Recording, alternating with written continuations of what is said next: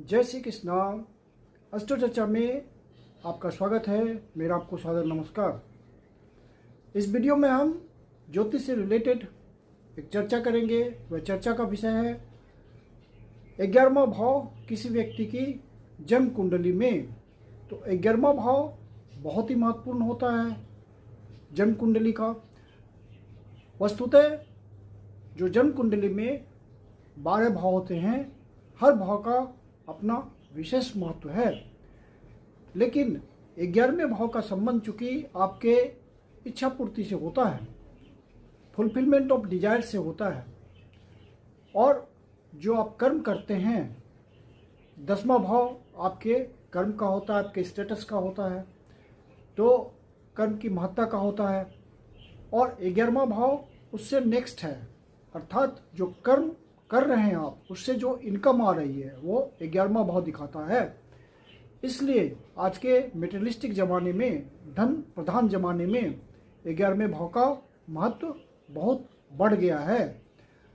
Regular income कैसी आएगी, अच्छी आएगी, मोटी आएगी, यह हर व्यक्ति जानने के लिए उत्सुक होता है। इसलिए 11वें भाव का महत्व बहुत ज़्यादा है। 11वें भाव में कोई भी ग्रह अपनी दशा में, चाहे महादशा हो, अंतर्दशा हो, प्रत्यंतर दशा हो, व्यक्ति को इनकम या धन जरूर अच्छा देता है।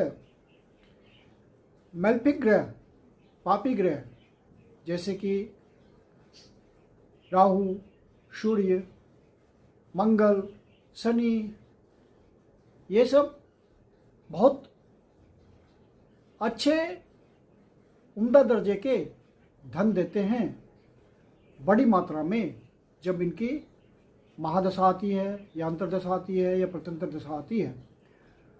और जो बेनिफिक ग्रह होते हैं, शुभ ग्रह होते हैं, जैसे कि चंद्रमा शुक्ल पक्ष का, या चंद्रदेव मजबूत स्थिति में हो, शर्बल लिए हों, और गुरुदेव या शुक्रदेव, ये सब बेनिफिक ग्रह हैं।